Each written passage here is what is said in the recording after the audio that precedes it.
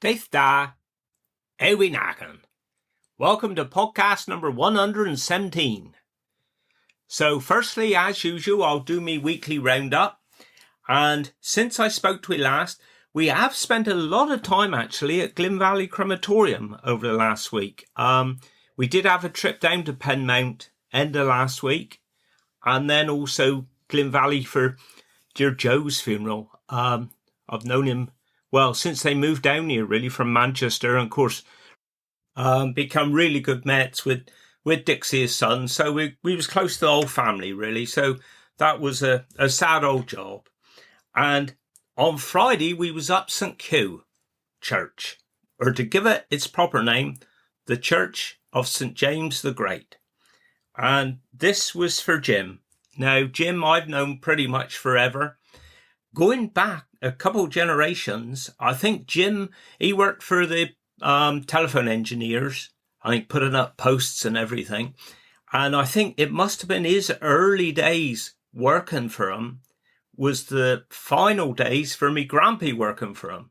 So I know that Jim and Grampy Sid Bray, they did work together.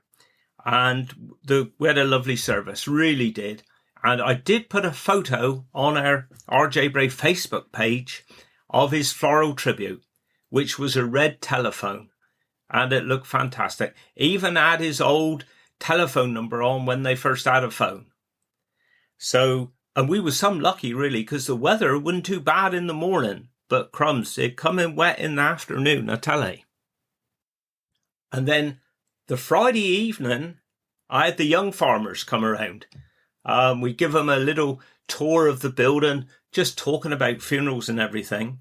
Now, I could have been in the fertilizer, really. I did apologise to him before we started, because on last week's podcast, I did say to him that we had Wadebridge young farmers coming to look round. Well, to a St. Mabon young farmers.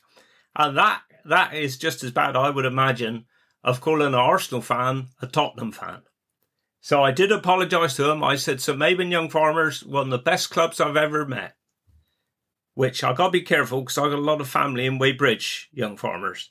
But we had a brilliant evening. I took them round.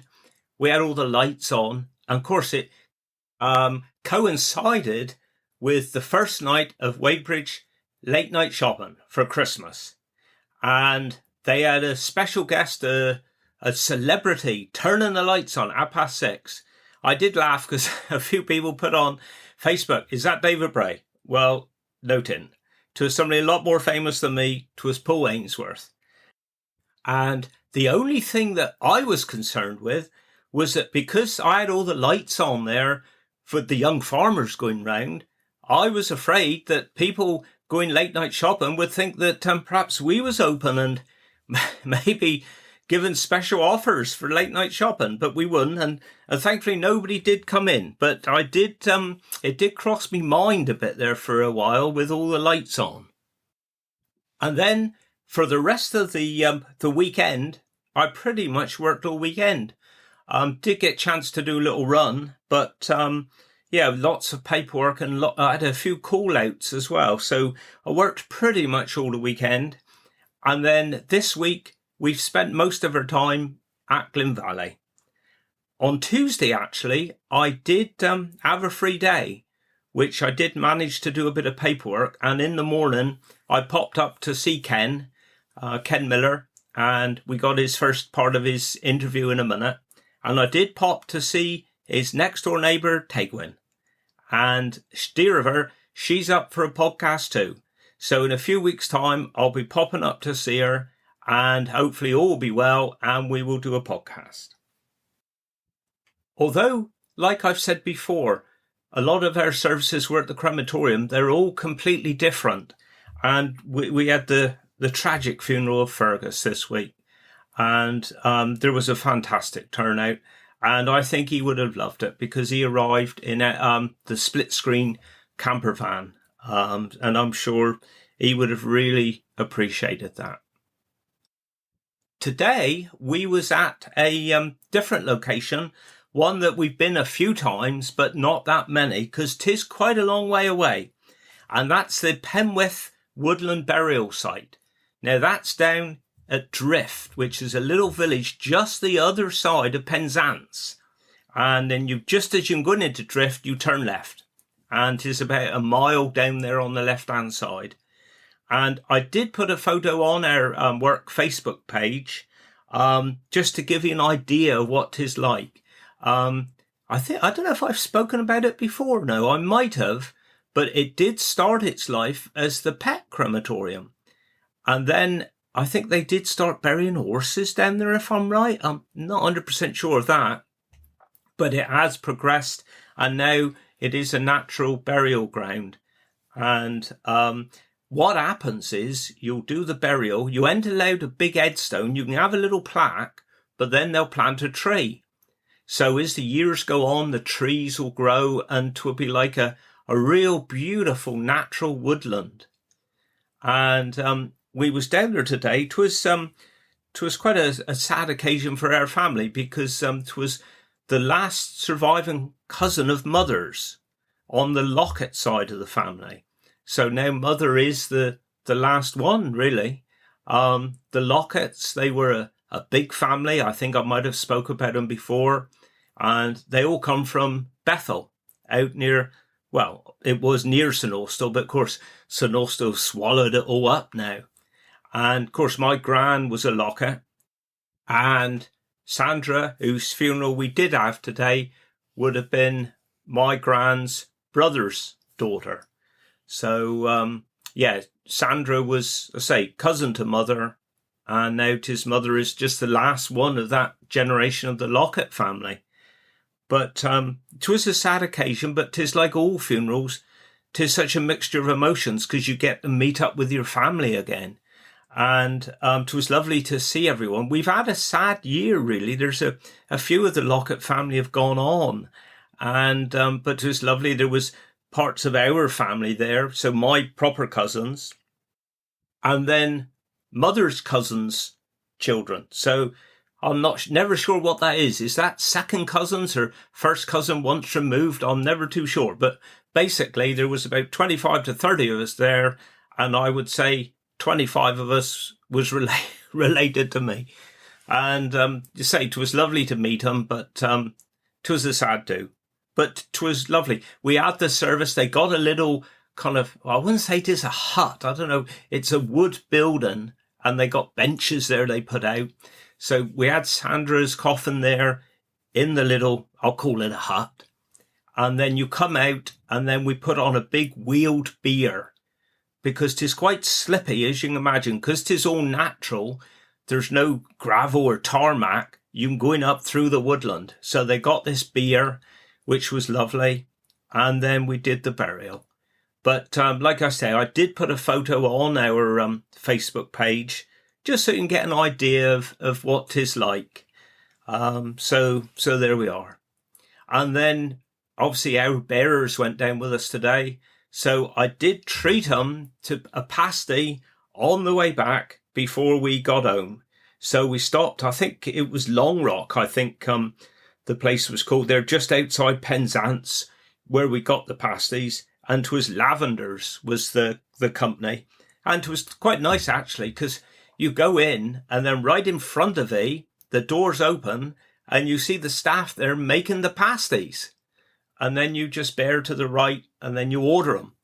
And of course, Mervyn went down with me today, a champion pasty maker in his own right. And he did say, here, can I have a go crimping and have a photo? But obviously he couldn't do that. But it was lovely, really, to have a different pasty from a different area. So we did that, and then we headed home. Right, well, that's enough of me. So I think now we'll head over to Ken and the first part of his interview. And I know you'll love it. I've known Ken all my life, a real old Wadebridge family. He does tell a lovely story about his grandfather, or his granddad. And I'll talk to you a bit, directly after the interview, because I don't want to spoil it now. So over to Ken, and then I'll speak to you directly about our Cornish word and our Cornish dialect. So here it is. Get on, Ken. How we knocking? Oh, not bad. Bit roughy ways, but there we are. Yeah. Still here to tell the Still tale. here to tell the tale. 88 years. Good God, 88 years. Where's that gone, eh? Gone, isn't it? Where's that gone? Yeah, that was only yesterday. Well, I think we'll start going back, not your parents, but your grandfather. Oh, my grandfather. Yeah. Grandfather Miller. Yeah. Yeah. Well, first of all, grandfather had the honour of being in the first police gazette printed. There was a terrible accident out St. Izzy. Right. One of those newfangled motor cars crashed into a cow. Oh. And killed the cow. Right. And I got 2 photographs of Grandpa with his book out. And the policeman with him, I think it was a PC Chapman, he was fast asleep in the back of the motor car. Oh, no. Yeah. Because grandfather, he was in the police, wasn't he? Oh, yes. He was something to do with Oniton Lace. Right. In the beginning. I thought he was a managing director, but he wouldn't. He was just going around the villages collecting odd bits of lace, like one person would do a butterfly, the other person would do a rose or something like that, and then they'd collect them. And as you know, Oniton Lace was the royalty had their prisoner robes with Oniton Lace. Yeah, he was just an ordinary bloke, but he went down to Penzance somewhere, and he was talking to a policeman down there, and the policeman said, if I were you, I'd join the police force. It's good pension. Good pension. £3 a year or £4 a year or something, this was like that. Yeah. Anyhow, he joined the police, but he couldn't join until the next day, but he hitchhiked all the way up from Penzance to Bodmin police station. Of course, then it was the Cornwall police, not the Devon Cornwall police. Right. And he went there, but nobody could do anything until the next day, so they let him sleep in the cells. Did they? And that's how he became a policeman. Went up through the ranks. He was a sergeant at St. Clair. His first wife is buried at St. Clair Cemetery with 2 of his children, quite young. One was aged about 6 months, and the other was about, 2 years or something like that. And the wife, Susan. That's not my side of the family. No. But funny enough, his 2 children that died was called Walter and Daniel. And when he married my gran, she was looking after 5 children, 5 of his children already. And she had 5. Right. No television back then, see. And anyhow, he was a policeman at St. Clair. And I got all this when he has become a constable and all this here and everything. And he was a sergeant at St. Column, where the old police house was there. And but then he got promoted to inspector, and he went to Weybridge Police Station. That was he lived in the police house there. And my dad, Walter, was born there with his sister Marion, my cousin Annette's mother. Yes. And, all that. And one little thing I remember about him was a gentleman called Georgie Hawken, well-known chap in Weybridge.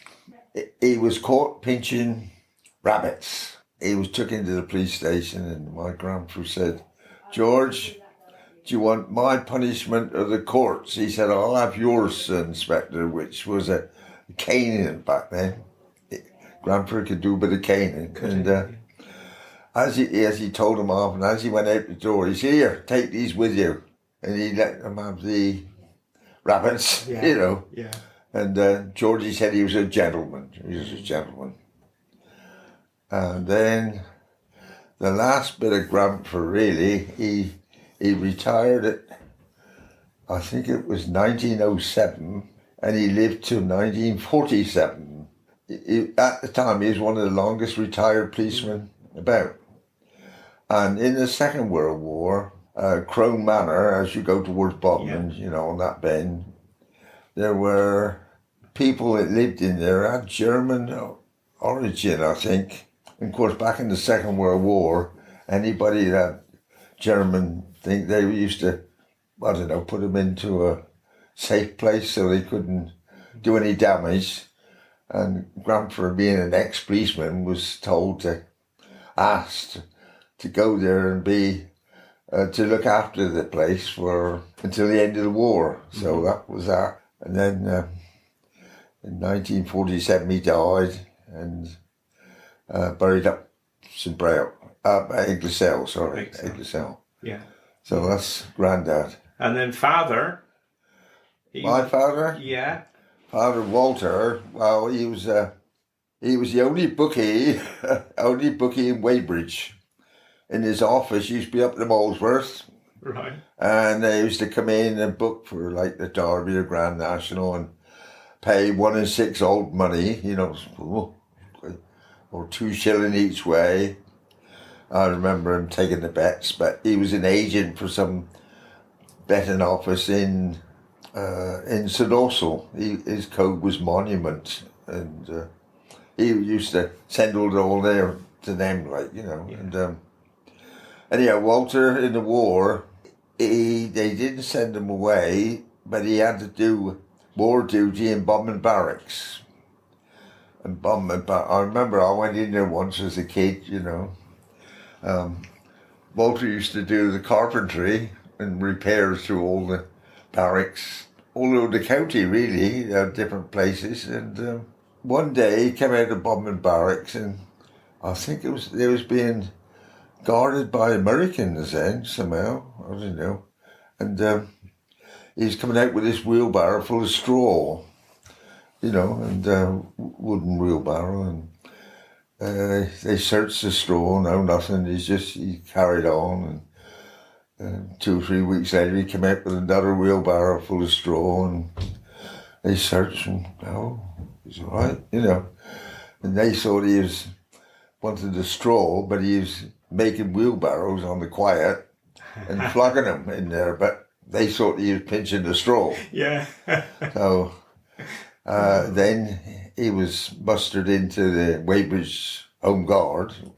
And it's a laugh really, because the garage up West Hill where I was born had the garage there with ammunition and machine guns and everything like that, all part of the Home Guard. Yeah. And me and my best friend Len Matthews, I got on his back shoulder and managed to get up to the little window and get the key from inside and open them up.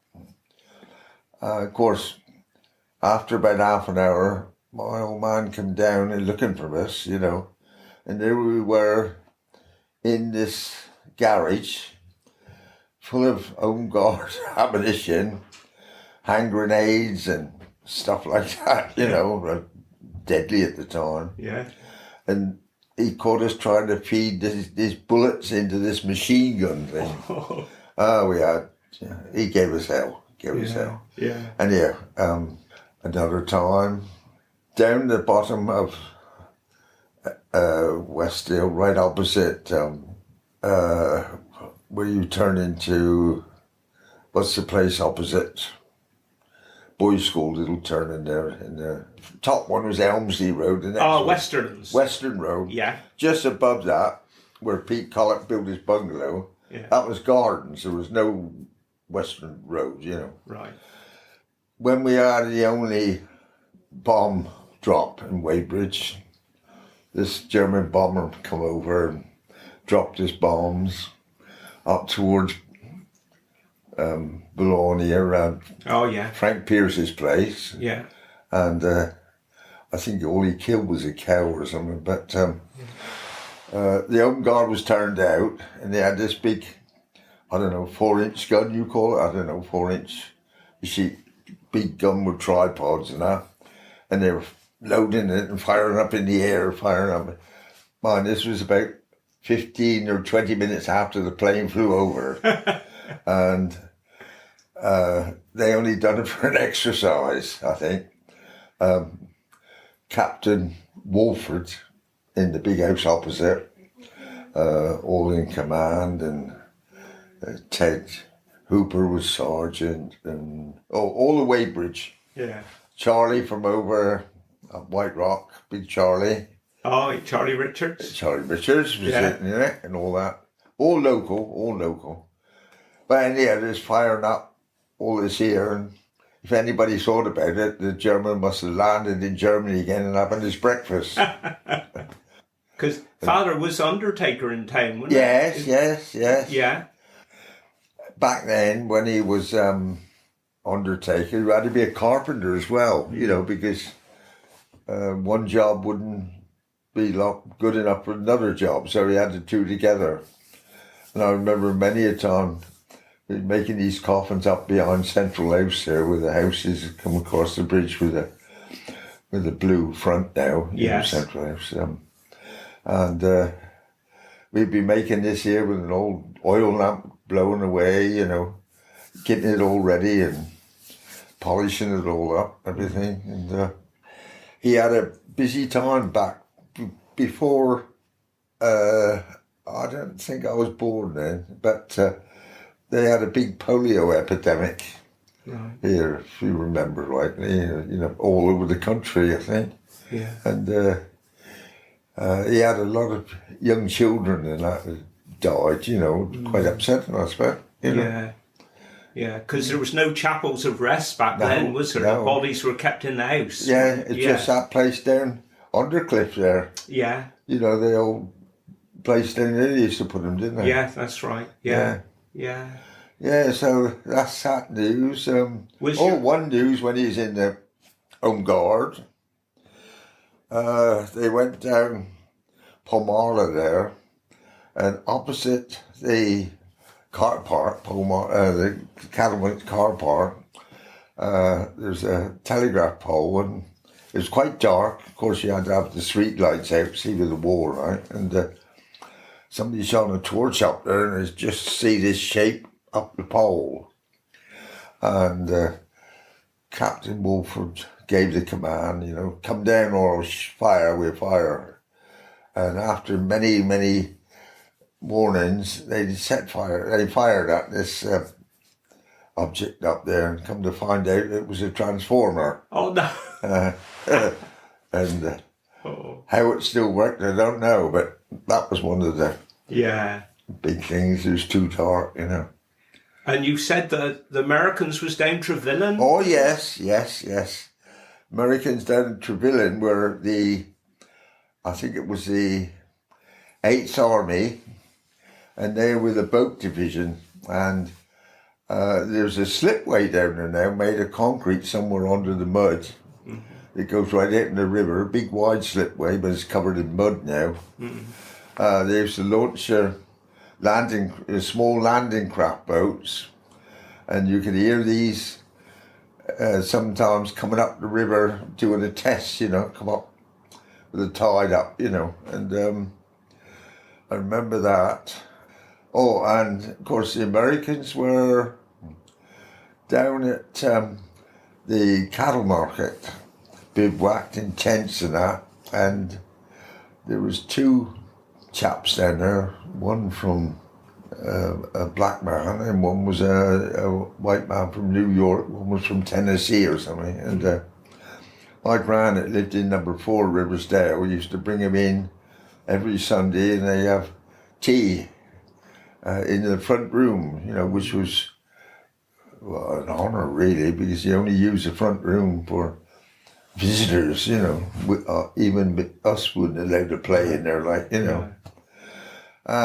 And one day everything was so quiet, and they found out that they slipped out overnight, you know, to landing crafts and that, and never heard from them again whether they survived the landings or what, you know. But I remember those.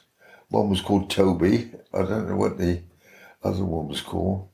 Did they ever give you sweets or anything then, or no? Pardon? Did they ever give you sweets or anything? Oh, well, yeah. How did you think about that? God.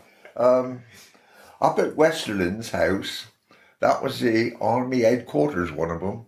Same with Gunvina House. They were headquarters, you know.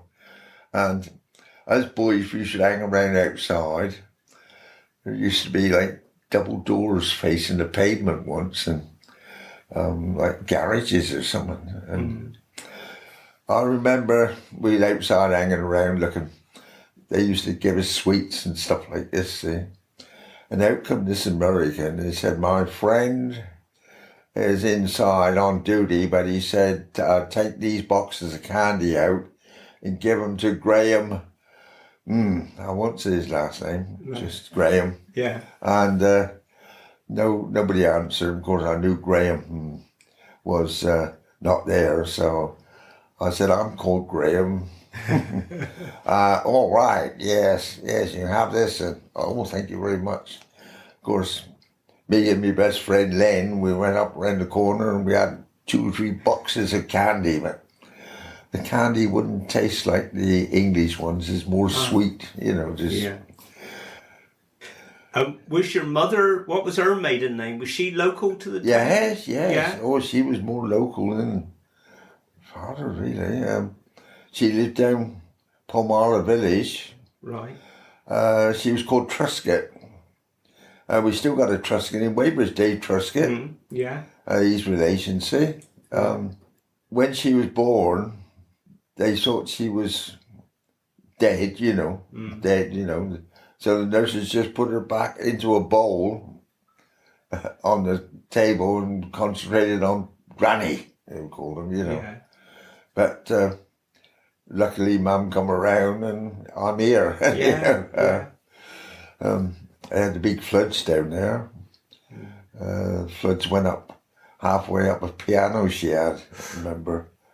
And she took up with her when she was married, and she played that piano, that's my mum, for years. It still played, even without donkey donk, but it's okay, you know. Yeah, so that was that. Her dad was Bob Truscott. He lived down at Riversdale, number 4 Riversdale. Yeah.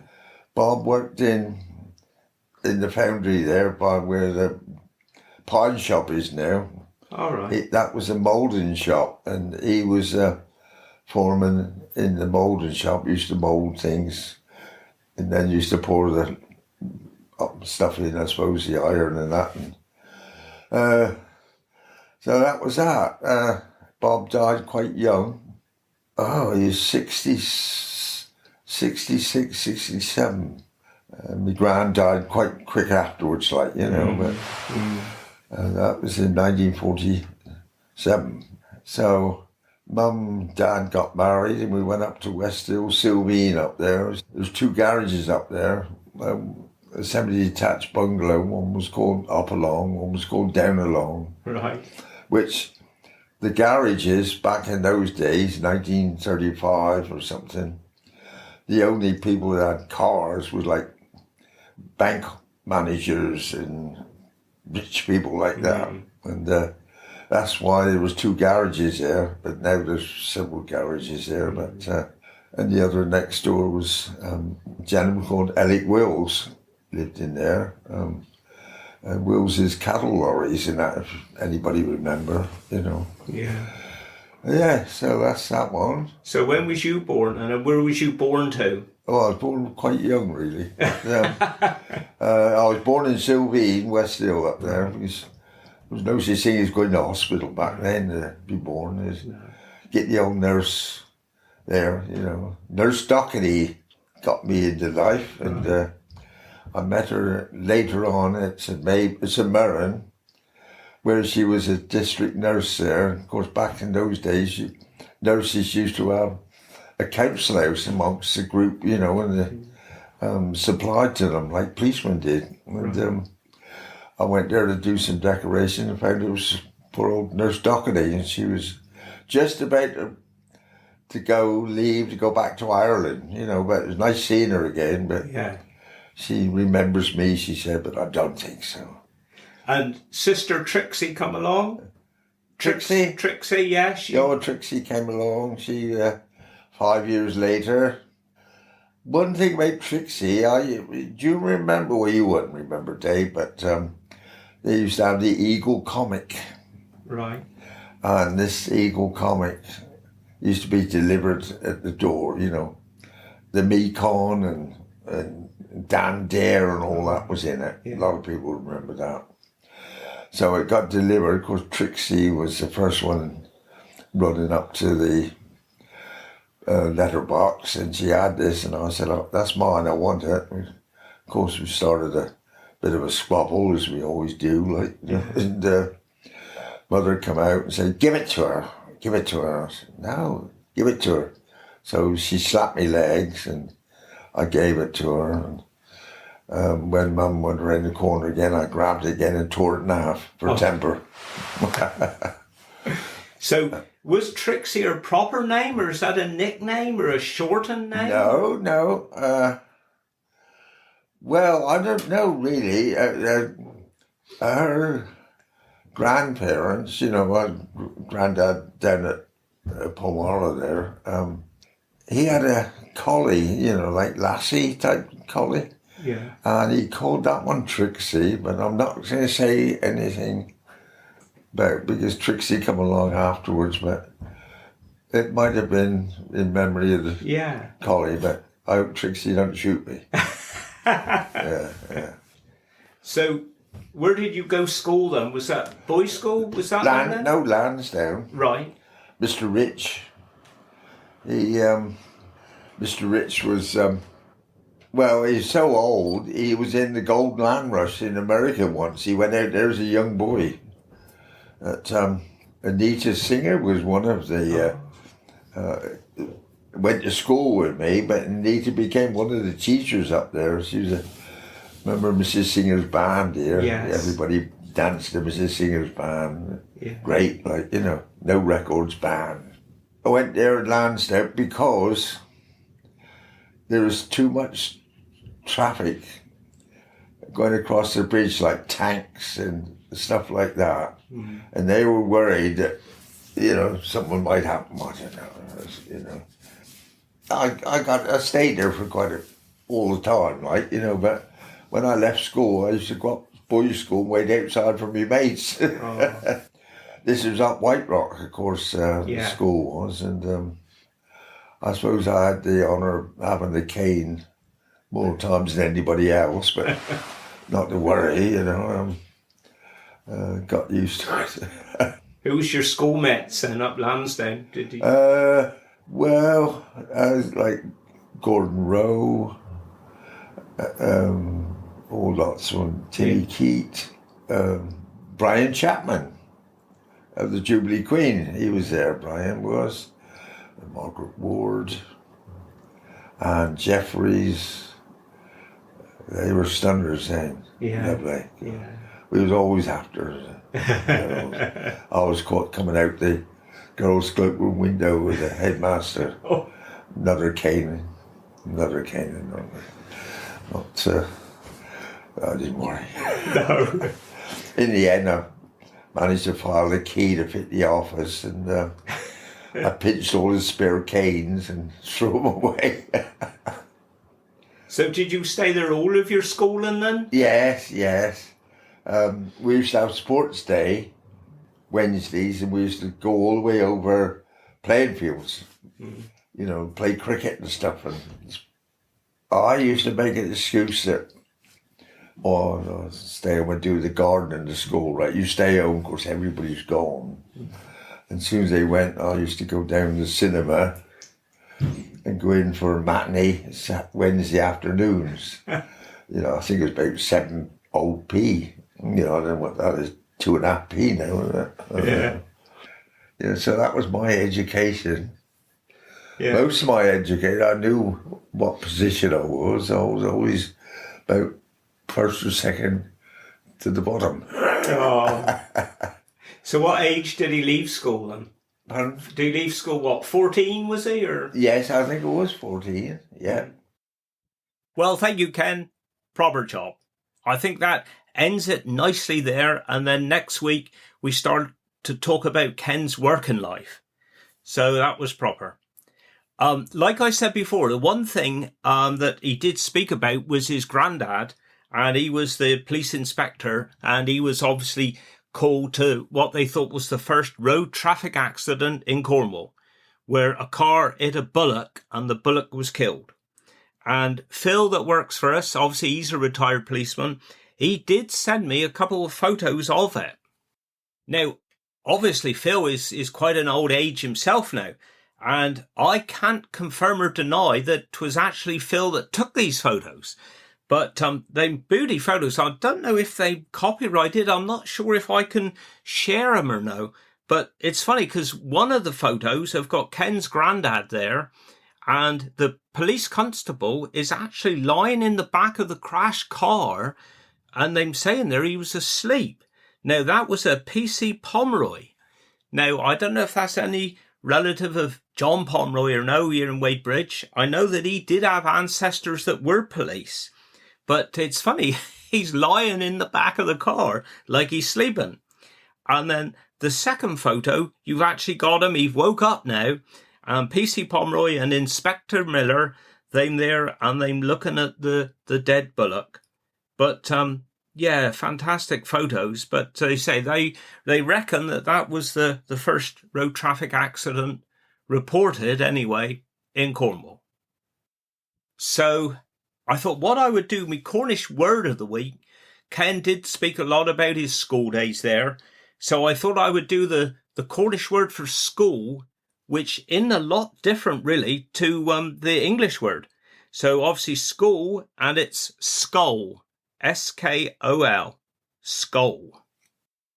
Now, for me Cornish dialect of the week, I have been debating about doing this, to be honest, because I don't say it is real bad language. Is it swearing? It might be a little bit. I don't want to get censored here, and I don't want to upset anybody. So if you have a nervous disposition, perhaps you want to turn it off now or turn it down for a little bit and then turn it up at the end. I mean, once I start describing it, a lot of the Cornish here, you'll most probably know what I'm going to say. But this saying is if somebody is quite cunning, quite devious, and it relates to a rat. And of course, Cornish houses, I mean, these days, like all houses everywhere, they've all now got the toilets indoors. But of course, in the past, the toilet was down the bottom of the garden. And this saying is if somebody is quite cunning or quite crafty, this is what you would say about them. So here goes. You would actually say they're craftier than a shithouse rat. So there we go. Craftier than a shithouse rat. Right. Well, there we are. I hope that's all right. I'm going to leave you now. And I will speak to you again next week if I am been took down off the podcast world. But it'll be fine. So wish you well. Do Guinness. Curno Pacifican.